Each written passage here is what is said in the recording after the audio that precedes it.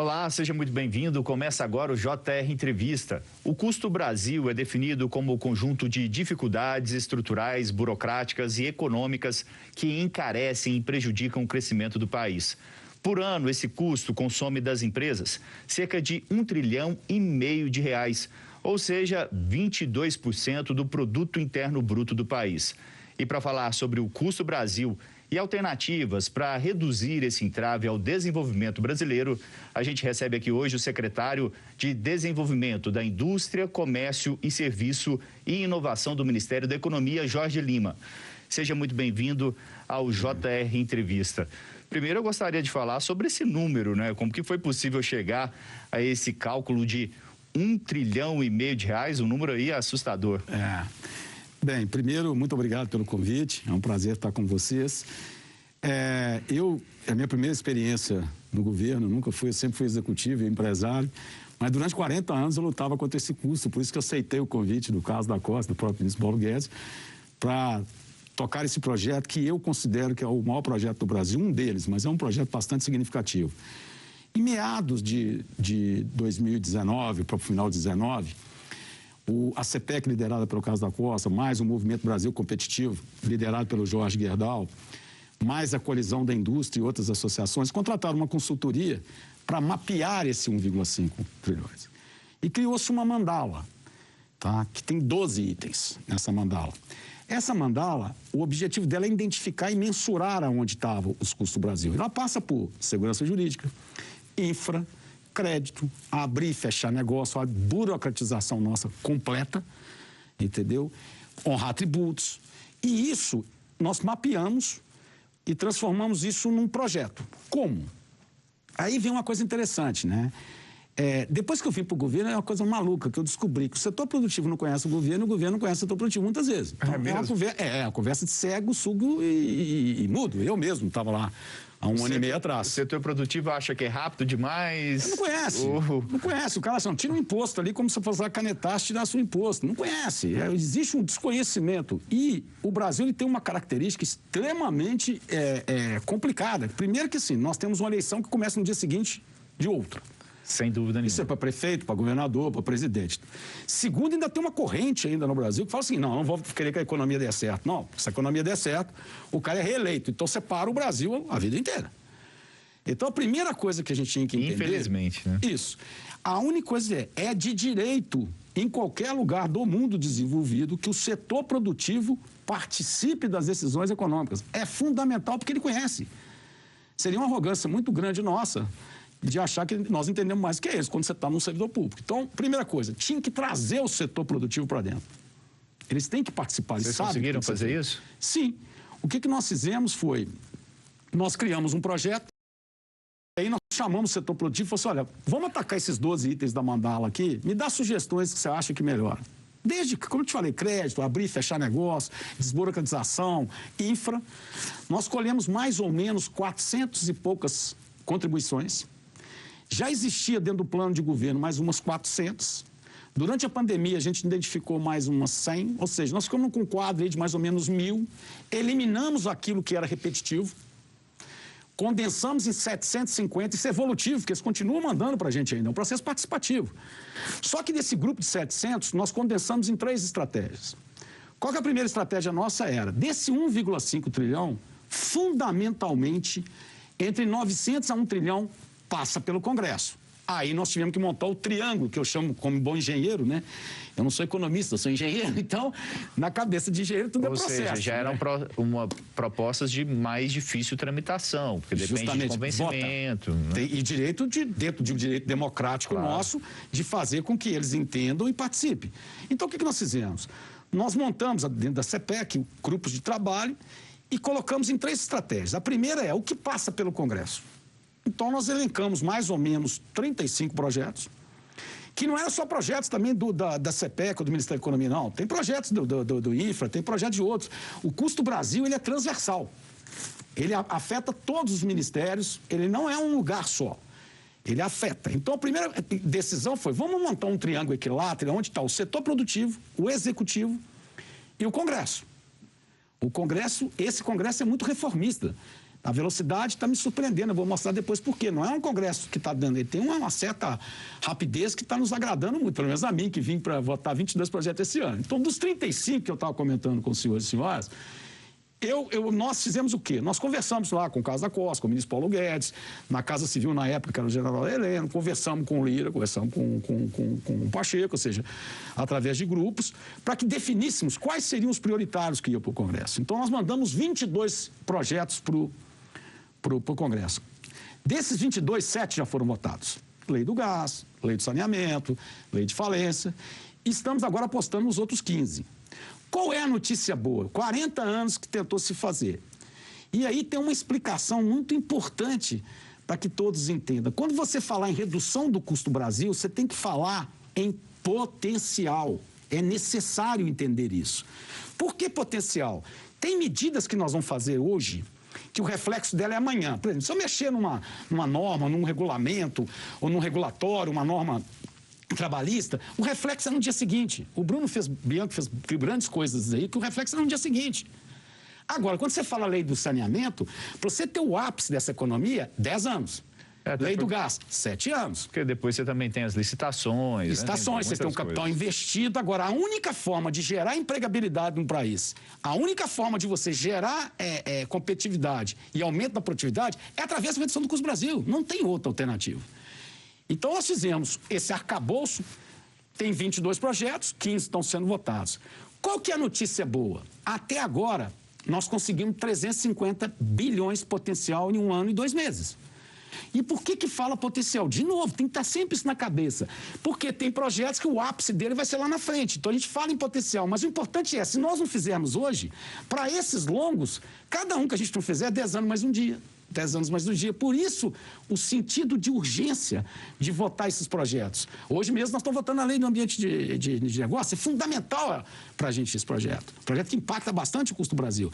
Tem a BR do Marco, deve ser semana que vem. Tem o Marco da Ferrovia. Isso são projetos importantíssimos para que se destrave a economia. Privatização dos Correios, não é bem da área também do senhor, mas é do Ministério da Economia de interesse. O custo Brasil ele tem outra característica muito interessante, né? Primeiro, ele é transversal. Então, ele pega todos os ministérios, secretarias da Economia e outros. Tá? A outra característica muito interessante é que o Brasil, a indústria paga mais ou menos 70%, 80% dos impostos, mas comércio e serviço gera 70%, 80% da empregabilidade. Então, ele é um projeto que não é para um setor, ele é para o todo. Entendeu? Ele mexe, quando você fala abrir negócio, crédito, é para o primeiro, pequeno, secretário, médio. O senhor falou a respeito aí dessa mandala, né, com vários pontos do custo Brasil. Dá para citar aí pelo menos 2 pontos ou 3 que mais pesam aí no nosso custo? Reforma tributária é necessária. Nós temos que avançar. Você tem infraestrutura, é fundamental. Simplificação. Nós temos que simplificar. Nós temos que tirar o estado do cangote do empreendedor, do empresário. É outra característica que nós temos. Parece que o Estado, o Brasil, parece que o setor produtivo trabalha para o governo. Não. Nós temos uma inversão de valores. O governo trabalha para o setor produtivo. Nós somos prestadores de serviço da sociedade. Não pode esquecer disso. Nós somos pagos pelo contribuinte para entregar a ele o melhor serviço possível. Então, desburocratização é fundamental. Nós temos que tirar o Estado do cangote do negócio. Então, nós temos que simplificar. Nós temos que facilitar a vida de crédito do micro e pequeno empresário. Como é que ele vai crescer se ele não tem crédito? Certo. Então, esses são os exemplos. Essa é uma expressão, inclusive, muito usada pelo presidente e pelo ministro Paulo Guedes.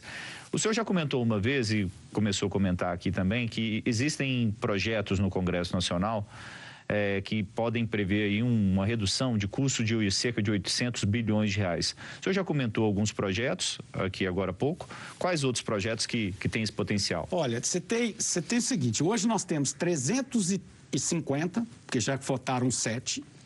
Dos 15 que estão lá, a gente consegue chegar, se votar os 15, a gente chegaria em dezembro com 800 bi potenciais. Com mais o trabalho de infralegal, é aquilo que a gente chama que a gente consegue fazer dentro do executivo sem ter que envolver o Congresso. Eu acredito que até março do ano que vem, mais uns 200 bi. Então, nós chegaríamos a 1 trilhão em março do ano que vem, potencial para ser diluído ao longo dos anos. Desses 15 projetos que estão para votar, tem vários importantes. Você tem o marco do reempreendedorismo, que é fundamental para a pós-pandemia. fundamental para o microempreendimento. O que ele prevê, assim, rapidamente? Ele veio toda uma parte de desburocratização acoplada ainda para a situação. Você pode fechar, você pode falir e abrir uma empresa no dia seguinte, coisa que no Brasil hoje você não consegue. Entende? A BR do Mar é toda cabotagem, é mudar o sistema logístico do país. O Brasil hoje tem uma das logísticas mais caras do mundo, é 12,7% do PIB, 12,5%. Estava enfrentando resistência dos caminhoneiros, a questão da BR do Mar, né? Que seria fazer o transporte de mercadorias pelo mar. Para quem não entende bem o assunto, por que você tem conseguido equalizar esse problema? Sim, é um projeto que passa, inclusive, pelo Ministério do Tarcísio e outros. Isso. Eu digo para você, eu fui presidente de empresa de logística, tá? Então, eu te garanto para você que eles deveriam estar felizes. Eles não vão perder. Porque o frete no Brasil também, ele é muito longo, eles são capazes de perder mais dinheiro do que no frete curto, tá? Depende de como você enxerga. Como eu já fui presidente de empresa de logística, eu falo, ele é um projeto que talvez eles não tenham entendido, mas eu não acredito mais. Eu acho que a grande resistência está em acertar alguns processos internos dentro da própria indústria. Porque continua precisando do caminhão, né? Mesmo você levando até o porto. Nós somos um país, é o que eu estava explicando para você. Nós temos um país, eu posso ter errando uma vírgula, tá? Mas o número, o grosso eu vou te dizer. Nós temos hoje um custo logístico que representa 12,5% ou 12,7% do PIB. É o custo logístico do Brasil. Os Estados Unidos é 7,7%. Você está entendendo? Agora, nós temos um modal complicado no Brasil, porque o nosso modal, nós temos que fazer o marco da ferrovia, a gente precisa voltar a investir em ferrovia, precisamos investir em cabotagem e manter o rodoviário. Nós estamos querendo baixar custo e crescer, não vai faltar frete porque fez a cabotagem, não tem isso. Entendeu? Hoje nós temos deficiência, inclusive, de estradas. Nós vamos ter que fazer um bruto de arcabouço de desenho de corredores estratégicos, porque é isso que vai baixar o custo logístico do país. Então, eu não acredito nessa resistência. Eu acho que teve alguns, mas é porque quando ele entende, ele vê, não, eu não perco, eu ganho. Tá certo, secretário. E você pode assistir ao JR Entrevista na Record News às 10h40 da noite, no portal R7, no Play Plus, no Jornal da Record, no JR 24 horas, à meia-noite e meia e também nas nossas redes sociais. Bom, eu queria falar um pouquinho sobre a questão da reforma tributária especificamente. A gente tem o trecho sobre a mudança do imposto de renda, que está sendo apresentado o relatório já no Congresso Nacional e há algumas resistências, principalmente do setor empresarial, com relação à cobrança de imposto sobre lucros e dividendos, apesar de haver uma redução no imposto de renda das empresas. Como que vocês estão tratando essa discussão para diminuir as resistências dos empresários? Eu aprendi uma coisa, vou começar explicando uma coisa para todo mundo, para quem era do setor produtivo e está em governo agora, é o seguinte, o nosso sistema é um sistema democrático, ok? A gente brinca que sabe muito o que a gente manda para o Congresso, mas não sabemos o que sai de lá. Porque é democrático, tem emendas, mudar pensamentos, tá? Filosoficamente, isso eu posso garantir aos senhores, o ministro Paulo Guedes é um que tem mais escutado o setor, ele, Carlos da Costa, o próprio Tostes, o próprio Saxida, o Ministério da Economia como um todo, inclusive eu também, temos escutado demais o setor produtivo sobre solicitações, preocupações. Agora, é humanamente impossível fazer uma reforma tributária que saia todo mundo satisfeito. Isso não existe, gente. Pagar imposto já é difícil, né, secretário? Já é difícil. Então tem um monte de gente também que não quer pagar imposto, que fala assim, não, mexeu no meu queijo, não. Porque aqui nós temos uma característica legal que é o seguinte, tudo aquilo é bom desde que não mexa no meu queijo. Mexeu no meu queijo, eu não quero, entendeu? O que eu posso te dizer é, nós estamos ajustando com a participação efetiva do Congresso, tanto na Câmara quanto no Senado, de buscar um meio termo, tá? Que resolva isso. Dividendos é filosófico nosso mesmo, a cobrança. O que se objetiva muito é reduzir menos do pobre e aumentar muito daqueles que não pagam. Vamos colocar as informações de forma correta. Dividendos, nós somos, acho que, um dos 2 países no mundo que não cobramos dividendos. Imposto sobre dividendos. Tanta coisa, tem gente que não paga, gente. Vamos ser sinceros, entendeu? Eu, por mim, sinceramente, eu tinha vontade de desonerar a folha também. Aí não conseguiu colocar nessa reforma. Eu sou o maior defensor, posso falar isso não pelo período que eu estou no governo, não, como empresário que sou. Você tem um custo trabalhista hoje de 1,7, dependendo dos benefícios da empresa, 2,4. Secretário, vai resolver a questão, ou pelo menos amenizar a questão da não formalização do emprego, a desoneração da folha? Porque a gente teve isso no governo Dilma e a gente teve um custo muito alto na Previdência Social. A gente vai conseguir arrecadar de outras formas para não criar um rombo na Previdência novamente? Hoje se criou no Congresso uma frente parlamentar da desoneração que está estudando isso. eu tenho uma opinião muito pessoal minha, tá? Porque às vezes quando chega uma informação, você já tem no ouvido, assim, a gente tem um trauma de falar de CPMF nesse país, que é incrível, né? Sim. Mas tem várias formas e uma delas é você criar um imposto de transação eletrônica para cobrir a Previdência. Desonerar a folha é necessário, sabe por quê? Nós estamos competindo com outros países que não têm esse custo, é o que eu estava te falando.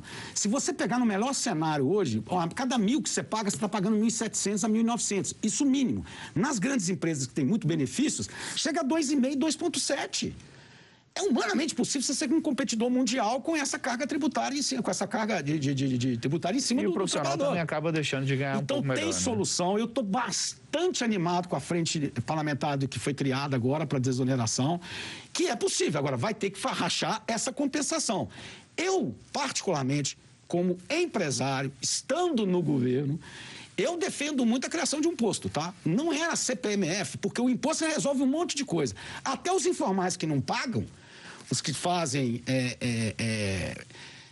movimentos, vamos dizer assim, ilegais, vai ter que pagar. E aí seria um jeito. Só que nós criamos um trauma em cima da palavra CPMF. Realmente tive que e todo imposto eletrônico, a gente da imprensa já nomeia como CPMF, porque é a nossa experiência. Ficou esse tipo. Mas assim, não pode ser outro caminho? Pode. Mas esse era um caminho que eu sempre, quando eu estava no setor produtivo, eu defendia. Não é porque eu vim para o governo, não, eu já defendi isso lá atrás. Agora, desonerar a folha, você não vai conseguir criar competitividade, principalmente para a indústria brasileira. Nesse jogo de globalização, de necessidade de abrir mercado, tá? Você não vai ser competitivo enquanto tiver essa carga. Vocês têm visto um ambiente para desonerar a folha de pagamento?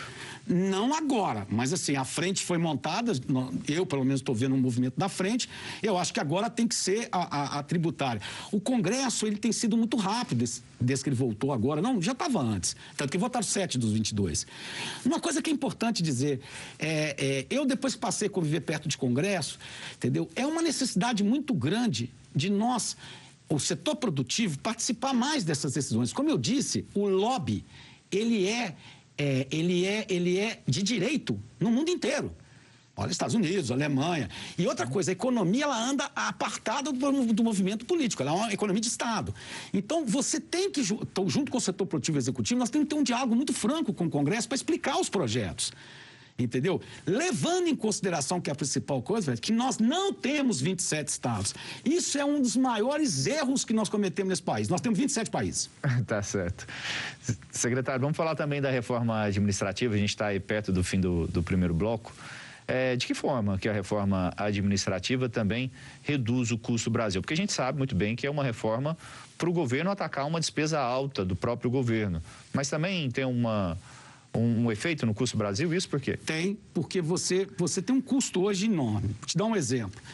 Inclusive, é um brilhante trabalho que o Caio Andrade tem feito nesse tema. A gente ainda está preparando, está desenhando, vamos conversar com o Congresso. Não tem um desenho final pronto. Tem a ideia, a concepção, tudo nosso hoje é dialogado. O ministro Paulo Guedes sempre coloca isso também, o caso da Costa também coloca. Porém, eu diria para você assim, imagina o seguinte, se não me engano o orçamento, se não me engano, está na ordem aí, eu posso errar um número aqui, outro aí, mas a ordem de grandeza é essa. O orçamento da infraestrutura do Brasil é 8 bilhões, que é o ministro Tarcísio que tem feito um brilhante trabalho também. Mas é um valor muito baixo para o tamanho da nossa Justamente. Do nosso país. Agora, nós gastamos 8 bilhões por ano com profissão que não existe mais. Assessorista, operador de telemarketing, sei lá, de fax, telefone, nem sei que nessa época, olha que é da minha época eu já não lembro. Então, tem que se pensar uma solução para os tempos. Primeiro, nós temos que ter um Estado menor. Não dá para ter um Estado desse tamanho. Segundo, nós precisamos também valorizar aquele que é bom, porque a entrada hoje está muito alta e a saída é muito curta. Você achata, então tem que se ver isso. Então, eu acho que a questão do tamanho do Estado, paralelo a isso, nós temos que transformar esse governo num governo digital. O Estado tem que ser digital, não dá mais para ter o tanto de... O Ministério da Economia tem feito essa questão de digitalizar vários serviços, né? O governo como um todo. O governo como um todo. Chama governo digital. Isso. Tem trabalhos muito bem feitos no Ministério da Agricultura com a Tereza Cristina, tem coisas com o Tarcísio, em outros ministérios. Está sendo um ataque frontal de transformar o governo num governo digital. Bom, falando ainda de reforma administrativa, entre as críticas da Frente Parlamentar Mista pelo Brasil Competitivo, é que a proposta de reforma administrativa apresentada pelo governo seria muito tímida, apesar que tenha as dificuldades de aprovação, né? Como lidar com essa com essas críticas, ao mesmo tempo precisando de aprovação do projeto, secretário? Mas eu acho que não precisa lidar com a crítica. Eu acho que é construtivo. Quando nós fazemos um projeto, é de direito, é democrático, que esse triângulo que eu falo, setor produtivo, executivo e mais o Congresso, crie um diálogo, aí você muda. E é pedir para os parlamentares, então, atuarem também, né, secretário? O que não dá no Brasil, eu faço uma crítica à minha pessoa, como executivo que fui. Eu fui presidente de empresa desde os 34 anos. Então, são 26 anos, 27 anos que eu sou presidente de empresa. E eu falo o seguinte, eu só criticava. Outra coisa que a gente tem que aprender no Brasil também é o seguinte, você critica e dá solução. Só bater não resolve. E eu me condeno, que eu também era assim. Isso aqui é horrível, isso aqui não vale nada, isso aqui não é bom. Beleza, qual é a solução? Então, se acham que a proposta está tímida, que venha propostas. Nós estamos tendo uma conversa muito interessante agora. O ministro Paulo Guedes, que eu te falei, ele está super flexível a escutar os setores, a escutar a Câmara. Agora, os deputados estão participando, é isso mesmo. Se constrói a 6 mãos. O setor produtivo participa, de novo. E você constrói alguma coisa que seja o melhor para todos. Tá certo, secretário. Obrigado. O JR Entrevista vai para o intervalo e na volta a gente fala sobre o impacto do marco legal das startups na geração de empregos. Continue com a gente. Estamos de volta com o JR Entrevista, aqui com a gente o secretário de Desenvolvimento da Indústria, Comércio, Serviço e Inovação do Ministério da Economia, Jorge Lima. Vamos falar mais um pouquinho sobre a questão da infraestrutura no país. A gente já falou um pouquinho no primeiro bloco, e esse é um dos principais pontos aí de elevação do custo Brasil. O senhor falou que em torno de 12%, né, do PIB nosso acaba ficando nesse custo de logística. O custo logístico do Brasil como um todo, nos Estados Unidos, por exemplo, 7%. Por que essa diferença tão grande? Quais são os nossos problemas? Estradas ruins, falta de outros modais? Explica pra gente, por favor. Olha, a minha visão é muito clara. A gente precisa desenvolver a ferrovia pela extensão do nosso país. Todos os países que têm a dimensão parecida com a nossa, ele está investindo em ferrovia, isso é necessário.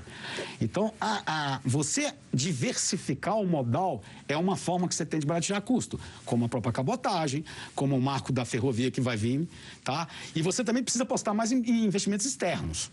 Não podemos ficar só dependente. Dá para ser o Estado, né? Não dá para fazer o Estado fazer tudo. Então, é uma questão de investimento privado com um desenho logístico e com marcos que te permita fazer isso. Agora, nós temos que evoluir na infraestrutura do Brasil, inclusive em turismo. Eu vou falar uma coisa com vocês, que a gente não fala de turismo no país, é a coisa que mais me revolta como um apaixonado que sou pelo turismo. Olha que conta maluca que nós temos. Me diga o que o Brasil não tem de turismo. Me diga. Nós não temos o quê? Neve para esporte.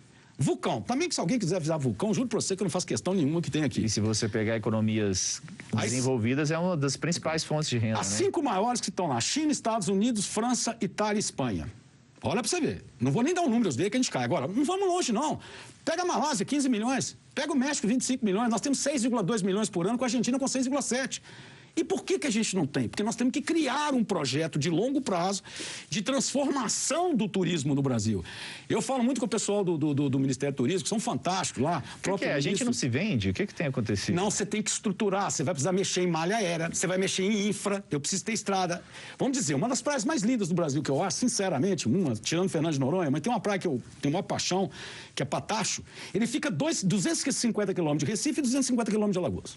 Sim. Então, para o gringo, ele tem que descer em São Paulo, aí ele não tem conexão de voo, no dia seguinte ele vai para Recife ou Alagoas, depois ele pega 2 horas e meia de carro, ele pega 3 dias da viagem dele. Esse povo não tem 30 dias de férias no mundo, não. Esse negócio de 30 dias é só no Brasil. A maior parte do mundo não tem. Ele não vai fazer isso. Então, você tem que criar um projeto para isso, que envolva infra, que envolva... Isso aí tem sido muito discutido no Ministério do Turismo, eu vi o trabalho deles, inclusive, fantástico, mas precisamos estruturar. Mas aí você fala assim, não, mas turismo não é economia? Como não? Claro. Olha que coisa absurda. Eu vou te dar um número que aí vocês vão assustar. De novo, se eu errar, eu estou errando na vírgula, mas o número está ali. O mundo, a participação do turismo no mundo, se não me engano, é 10,7% do PIB. Ok. Nós somos 7,7%, a participação do turismo antes da pandemia. No auge nosso, que sofreram pra caramba, é o segmento que mais sofreu, a gente precisa olhar esse segmento. Você raciocina o seguinte, se eu levasse o Brasil 3% a mais, nós estamos dizendo que nós estamos um PIB de 7,5%, eu estou dizendo que nós vamos injetar na economia 225 bi. Essa é a conta. Turismo dá para ter uma transformação que vai gerar empregos. Então, você precisa desenhar isso. Passa por infra, que a gente estava conversando? Sim. Nós vamos ter que passar por infra, nós vamos ter que passar por malha aérea, nós vamos ter que entender que nós temos 27 estados, nós temos 27 países. Eu preciso criar as malhas com esse pensamento, entendeu? Senão, nós não vamos para frente. Muito grande também o Brasil, né? Bom, vamos falar rapidamente da questão do marco legal das startups e do empreendedorismo inovador, que pode impactar aí também na geração de empregos. Explica para a gente, por favor. Olha, basicamente, assim, o marco da startup, tanto do empreendedorismo, ele visa, primeiro, desburocratizar, colocar regras claras, dar segurança jurídica. Agora, o que mais me encanta é o seguinte, o Brasil, o mundo mudou. A gente tem uma dificuldade muito grande de entender isso. Nós vimos de uma revolução aritmética que as coisas demoravam muito para acontecer. Então, você pega o carro, foi nascer em 1917, vai ter motor lá para 80, motor eletrônico. Não demorava. Lembra da Gillette? Você não lembra que você é novinho, mas tinha uma Gillette assim que você monta. Só para montar, você demorava 15 minutos para montar a Gillette. Já é da minha época. E aí você veio comprar essa barba com uma lâmina, 2, 3, demorou 40 anos. Hoje nós vivemos dois efeitos importantíssimos para a desmonetização de mercado. Um é o efeito de ser a tecnologia exponencial. Nós estamos numa curva exponencial e o comportamento também exponencial. As pessoas estão mudando os hábitos. Desenvolvimento muito rápido e as pessoas consumindo muito rápido. Então, as startups você tem que incentivar até por 3 caminhos. Um, porque é do jovem, que são cada vez mais empreendedores. Segundo, eu tenho que criar regras claras para que possa dar segurança jurídica. Uma das coisas mais difíceis no Brasil é você criar regras claras que te dê segurança jurídica. É o que atrapalha muito o investimento vir no Brasil. Porque cada dia você tem uma regra nova. Cada dia você tem um regulatório, cada dia você tem uma coisa. Todos os dois têm o cunho de colocar regras, de facilitar o empreendedorismo e também de desburocratizar. Então, eu sou um otimista com esses 2 projetos. Inclusive, eu peço aos senhores deputados que estiverem me escutando aí, lá em nome da CEPEC, do Ministério da Economia, voto o marco do empreendedorismo. Ele é fundamental para eles. Por favor, me ajudem. Tá certo, secretário. A gente vai para mais um intervalo. No próximo bloco, o impacto da pandemia no setor de comércio e serviços. Continue com a gente. Estamos de volta com o JR Entrevista. Hoje o nosso convidado é o secretário de Desenvolvimento da Indústria, Comércio, Serviço e Inovação do Ministério da Economia, Jorge Lima. Vamos falar rapidamente de pandemia. O impacto foi muito grande em todos os setores da economia, mas em comércio e serviços. Como que está a situação nesse momento, depois daquele impacto tão grande? Olha, está voltando, mas eu acho que o setor que mais sofreu, pelo que eu vi, são eventos, que sofreu barbaridade, ainda está voltando muito lentamente. Tem muita gente com dificuldade ainda nesse setor. O turismo também está sendo muito afetado. Comércio e serviço, a parte de restaurante e pequeno comerciante, foi fortíssimo. Isso por isso que a gente fez 2 ondas de Pronamp. A gente fez o Pronamp, uma série de incentivos de crédito. Estamos com o Refis agora, que eu também peço ajuda para votar. Tem um Refis vindo aí, que é um pacote tributário. Se Deus quiser, também vai ser aprovado para dar um alívio para essas empresas. Agora, nós temos que separar o joio do trigo. Isso é uma coisa que eu tenho falado muito. A pandemia, ela criou algumas coisas que não vão voltar. Nós transformamos, essa pandemia mudou muita coisa. Sem dúvida, por exemplo, hoje muita gente come mais em casa do que fora. Justamente. O comércio eletrônico no Brasil, ele ganhou 7 anos de avanço por causa da pandemia. Você não tinha, muita gente tinha medo de comprar na internet hoje. Não, esse é o primeiro problema. Para pensar, em 2018, quando eu era presidente de uma grande empresa brasileira, eu gastei quase 25 milhões colocando vídeo nos países. Entendeu? Por quê? Porque eu não aguentava viajar toda hora mais, eu fazer vídeo. Hoje você tem uma série de aplicativos que você faz vídeo. Isso tende a diminuir o turismo de negócios. Isso não vai voltar na mesma proporção mais. Não vai. Então, nós temos que separar o joio do trigo. Turismo de negócio, o pessoal viajar para congressos, convenções... Muita coisa vai ser virtual agora. Né? Reuniões, muita coisa vai ser virtual. Vai ter o contato, mas muito menos do que era antes. Antigamente, você vinha a Brasília me visitar para conversar comigo, ou não vinha. Isso aí agora você fala... Eu faço 8, 7 vídeos por dia. Antigamente, você fazia 4 reuniões, até o cara chegar, você receber, aquele negócio todo. Então... Temos que só separar isso. Tem um novo pandemia, que é um novo mundo que nós vamos viver de comportamento, de consumo, de qualidade de vida. Muita coisa vai mudar. Então, não vamos misturar com isso. Agora, a parte que mais me preocupa são bares e restaurantes. Eu não vou fazer discussão política nenhuma, que eu não gosto, mas eu tenho minha opinião sobre o lockdown, inclusive em relação a essas pessoas. Eles pagaram uma conta muito alta. Então, eu preciso de crédito, eu preciso do marco do empreendedorismo, nós precisamos, né? Para que a gente possa dar uma oportunidade dessa pessoa voltar. Eles foram mais afetados. Principalmente me dói o coração, pequeno cabeleireiro, pequena academia. Esses estão muito afetados ainda. Porque para eles voltarem, eles precisam de incentivo também. Eles precisam de crédito, eles precisam ter condição de fazer isso, um alongamento através do refis, senão eles não voltam. O turismo, eu acho que já começou. Já começou a dar algum resultado, eu tenho acompanhado os números, inclusive de aviação aérea, melhorou. Mas nós estamos naquele processo de recuperação. Cabe a nós, governo, na minha humilde opinião, criar o que nós estamos fazendo mesmo. Criamos um programa permanente, criou-se agora a questão do refis do pacote tributário que está vindo. Ou seja, nós estamos fazendo o máximo, mas que eu não tenho dúvida que nós vamos votar em V, eu não tenho. Entendeu? Os números indicam, né? Indica, não tem. Secretário, só para a gente encerrar, o que mais importa, em poucas palavras, para o ambiente de negócio na economia brasileira melhorar? É simples, é uma palavra só. Tira o Estado do cangote. Aqui você já escutou do presidente, já escutou do ministro Paulo Guedes, já escutou do secretário especial Carlos da Costa. Eu acho que nós somos... É o único som que nós estamos 100% alinhados. Diminuir a burocracia. Tem que tirar o cangote, tem que facilitar crédito, tem que desburocratizar. Nós não podemos ter um país que vive sob descondição. Eu tenho um número que eu não sei se ele é verdadeiro, só aviso ocioso, mas o número que me deram é que hoje, entre contencioso trabalhista, civil e tributário no Brasil, nós temos 5,2 trilhões. 5,2 trilhões. Muita coisa. Para um PIB de 7,5. Quer dizer, você está doido. Então, nós temos que desburocratizar, tem que ser uma segurança jurídica mais clara, tem que facilitar a vida do pequeno e médio empreendedor e criar ferramentas que são essas do Custo Brasil para voltar à empregabilidade. Só para encerrar, que é muito importante, o compromisso que nós temos como cidadãos que somos, nós temos 36 milhões de informais, não vamos esquecer disso. A nossa função como sociedade é trazer esse pessoal para dentro da economia formal.